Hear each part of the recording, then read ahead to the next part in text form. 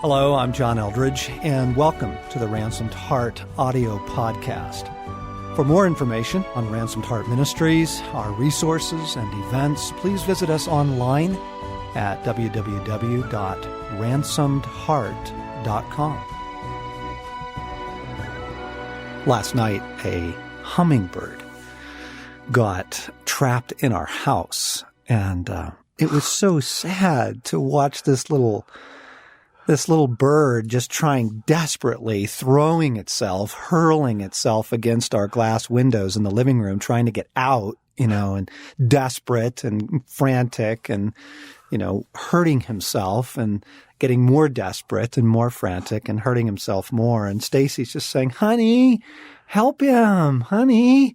And she's trying to get him to land on a broomstick so that she could carry him out. And so I had to get a ladder out and climb up to the window. And then I took a bath towel and just sort of gently brought it around the hummingbird in a tender enough way that I could kind of protect it, but encompass it, and then carry it down and outside the window. And, I opened the towel up, and it was just so sweet because he kind of stood there for a minute, a little bit stunned, looked around, chirped at me, and, took off.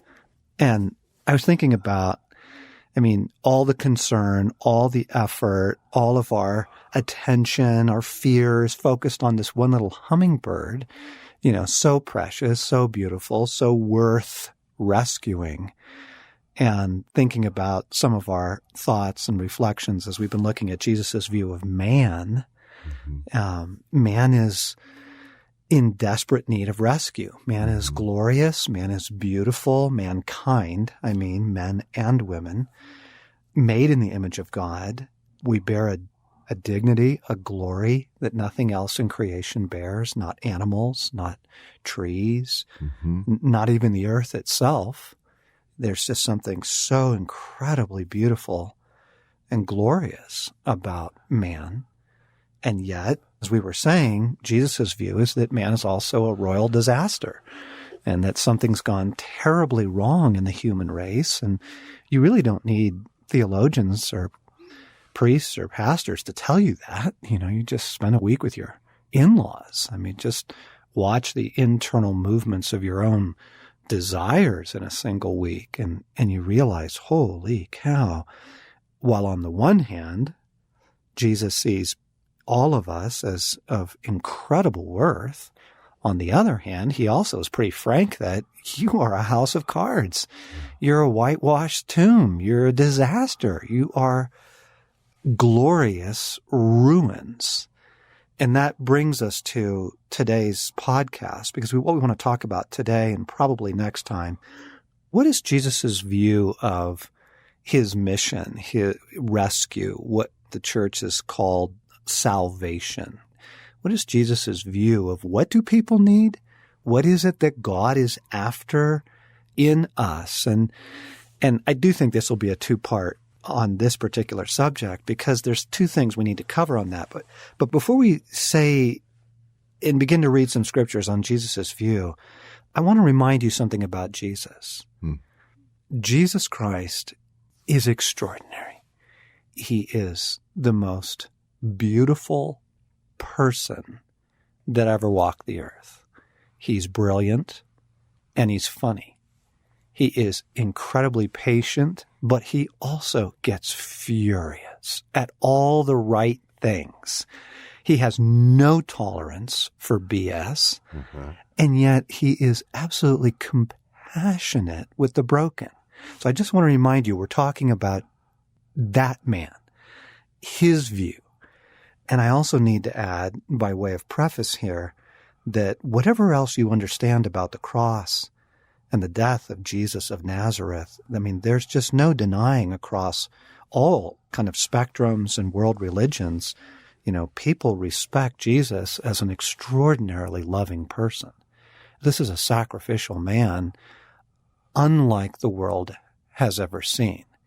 I need to preface our conversation today about that because now we want to explore, so what is Jesus' view of rescue, of salvation, of what mankind needs? And Craig, in order to do that, I want to go to the Sermon on the Mount. I want to kick off with Matthew chapter 5. And this is probably the most famous sermon in the world now. And it wasn't called the Sermon on the Mount at the time. It was just Jesus on a hillside, and he's giving a message. But, this is the kind of the core of what many people would consider to be Jesus' worldview, his teaching on ethics and sexuality and marriage and, fasting and prayer and heaven and the Father and, judging others. I mean, it's just this broad, sweeping message. But let me just read a few passages from this that I think that will be helpful for us to hear again. Jesus says, "You've heard it said to people long ago, 'Do not murder, and anyone who murders will be subject to judgment.' But I tell you that anyone who is angry with his brother will be subject to judgment. Again, anyone who says to his brother, 'Racha,' or some, it's like a derogatory phrase, is answerable to the Sanhedrin, but anyone who says, 'You fool,' will be in danger of the fire of hell." And then he goes on to say, "If your right eye causes you to sin, gouge it out and throw it away. It is better for you to lose one part of your body than for your whole body to be thrown into hell. And if your right hand causes you to sin, cut it off and throw it away. It is better for you to lose one part of your body than for your whole body to go into hell." Pause. So Jesus of Nazareth, the playful, cunning, witty, brilliant, loving, sacrificial man, believes in hell. Clearly. There's just no doubt about that. It's actually quite prevalent through his teaching. Let me read another passage here. This one is from a little bit later in Matthew. And he says, "Do not be afraid of those who kill the body, but cannot kill the soul. Rather, be afraid of the one who can destroy both soul and body in hell."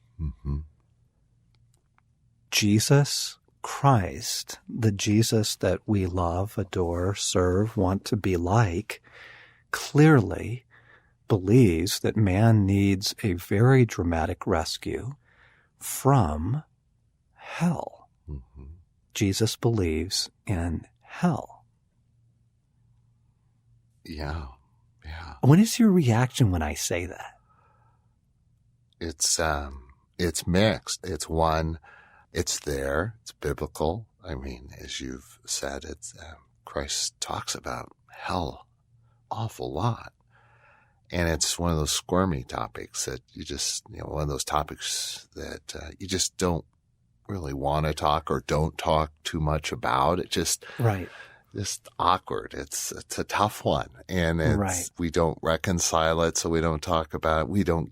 I don't know that we believe it or understand it, or that we give it the same weight or emphasis that Christ does. Doesn't it make you squirm? Yes. Oh, I mean, I'm squirming in my own seat. It's like, it's so much more attractive and so much, it feels like more real to the heart of God to talk about healing the brokenhearted, or how to raise your children to be just really strong young men and women, talk about the dignity of gender, right? I mean, it's just, and those are also things that Jesus believes. But friends, we started this series to say, okay, how does Jesus look at the world, and how might that reshape, correct, adjust, reprioritize the way we look at the world? And so here we are on a really awkward subject, but a crucial one, far more crucial than rescuing that hummingbird. Yeah. Jesus believes in hell.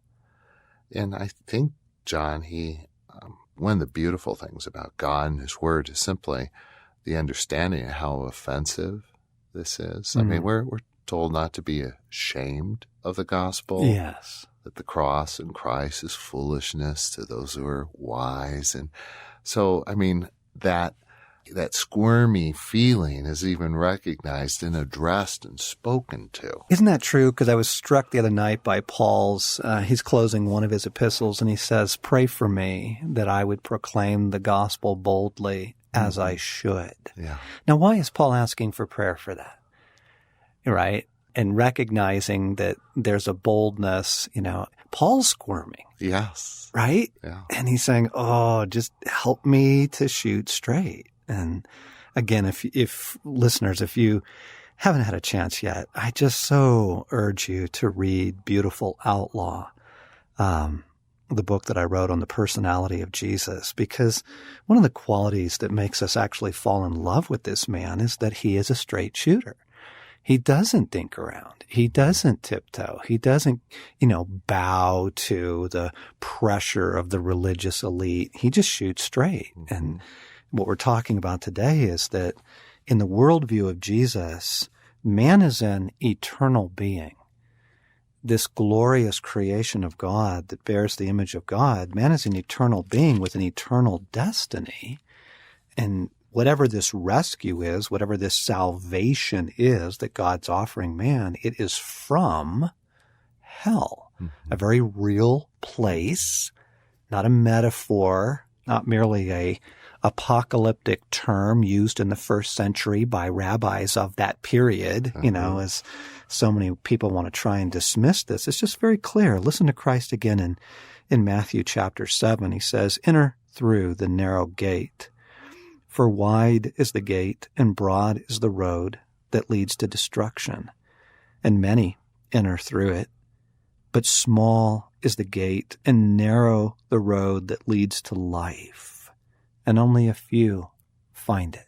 Mm-hmm. So if we could just begin to make some observations about Christ's opinion on these things or perspective on these things, he believes in a heaven and a hell, and he believes that very few people find their way to the life God has for them eternally. Mm-hmm. He's very serious about this. And then just a few verses later there in chapter 7, he says, not everyone who says to me, Lord, Lord, will enter the kingdom of heaven, but only he who does the will of my Father who is in heaven. Mm-hmm. Many will say to me on that day, Lord, Lord, did we not prophesy in your name, and in your name drive out demons and perform many miracles? And then I will tell them plainly, I never knew you. Depart from me, you evildoers. Mm-hmm. This gang. Jesus believes in several core things here. Jesus believes in a day of judgment. He believes in a day of reckoning. He believes that there are eternal consequences for the way that you have handled him and the way in which you've lived your life. He believes that not all roads lead to Rome, right? Jesus does not hold to a kind of, if everybody is just good intended and treats their neighbor well, then you'll get into heaven. He believes in the day of judgment. He believes that there's a narrow path, and he believes in hell. Mm-hmm.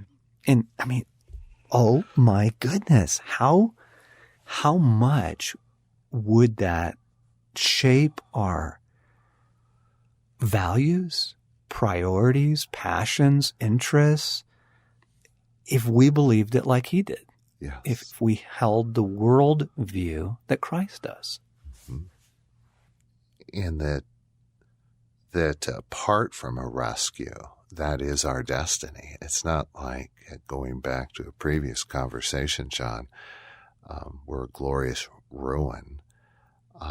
It's not that we have, we're kind of these innocent, amoral beings that have a path to choose. No, we're going down. We're banging against that glass window.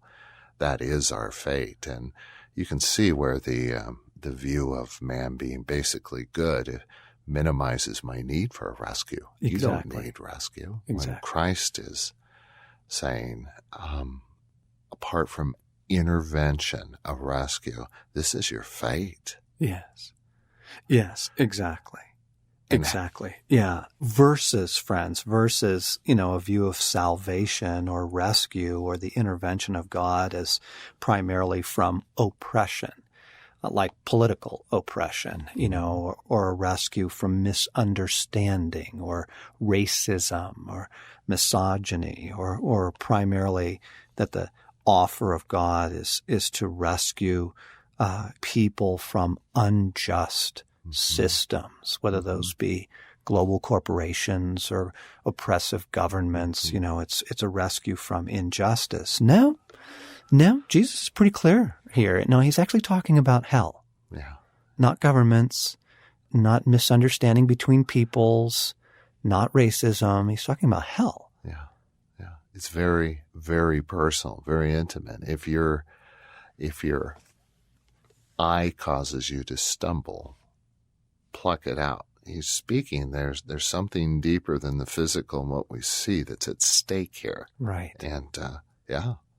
Right. I'm really surprised. I have to be honest, as kind of preparing for this series and going through, here at Ransomed Heart, we talk a lot about the restoration of human beings and freedom and life and breakthrough and how to find those things with the help of God and guidance and hearing the voice of God and sort of all the really great stuff of the kingdom of God, But going back through the teachings of Jesus, one of the things I'm surprised in is how often he speaks about this.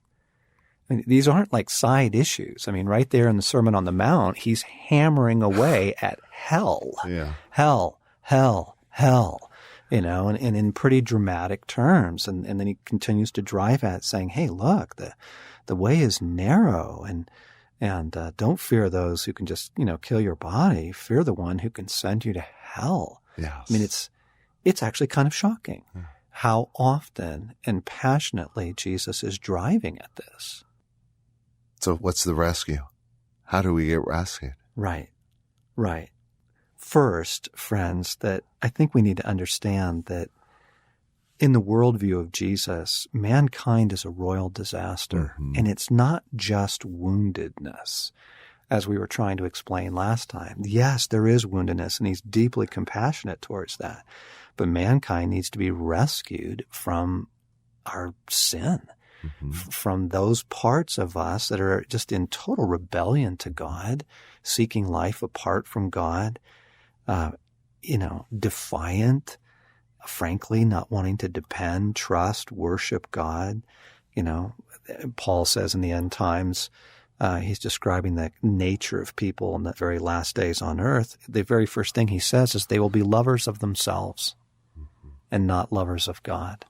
I mean, just that alone, it describes so much of our culture, the pleasure-seeking, the life-seeking. It has absolutely nothing to do with God. So the rescue that God is offering is from a day of judgment, from a real place of eternal damnation called hell.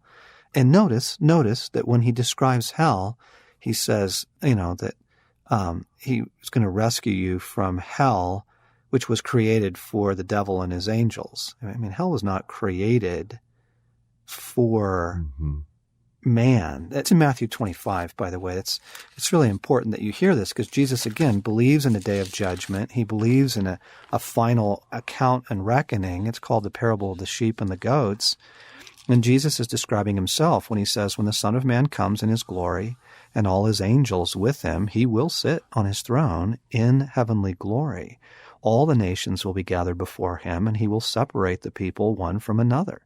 So again, Jesus just very matter-of-factly saying, oh yes, there is a day of reckoning, friends. There, these things that seem to be kind of quaint antiques of an older religious tradition, oh no, there's a day of judgment. And there's the sheep and then there's the goats. And listen to what he says to them. And then he says in verse 41, then he will say to those on his left, depart from me, you who are cursed, into the eternal fire prepared for the devil and his angels.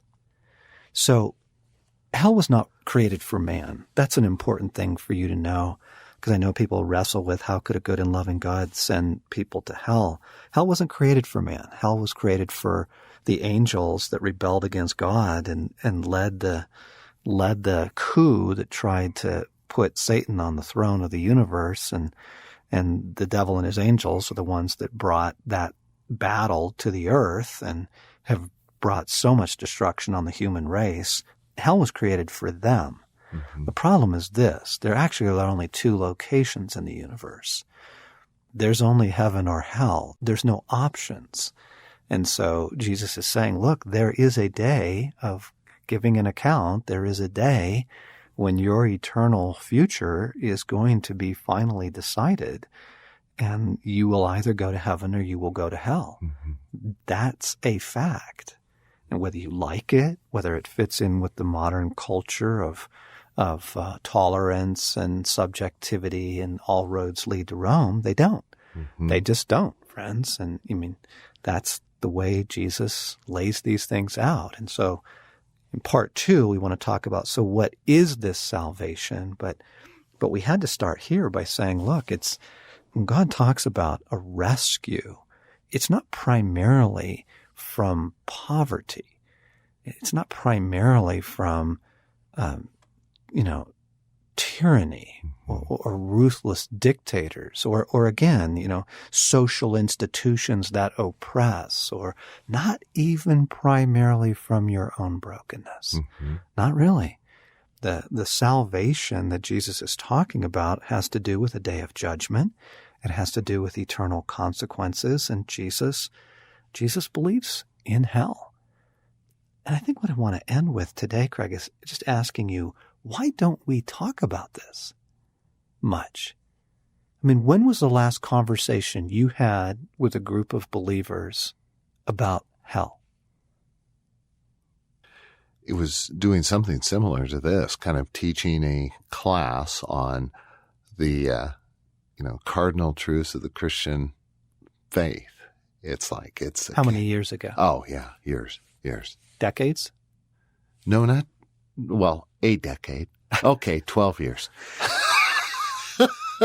I mean, 12 years, yeah. 12 years have gone by. Yeah. And I'm guessing for our listeners, it's the same. This is not central to our perspective on life and the world and people. And how would it change things if it were? I just think that's what I want to kind of leave our listeners with on part 1 here is, oh my goodness. Boldly, clearly, Jesus is laying out, look, you have an eternal destiny, and it's either wonderful or it is horrifying. And the rescue that I'm offering you is from that horrifying outcome. Take this seriously. How would it shape us? How would it shape us if we really looked at things the way Jesus did? We're going to have to pick this up in a part 2, as I said. So thanks for listening to the Ransomed Heart podcast. This is John Eldridge with Craig McConnell. And again, there's so much more always available. If you'll join us on Facebook or come to our website at ransomedheart.com. Please tune in to part 2 of this so you hear the rest of what we have to say about Jesus' perspective on the rescue that we need.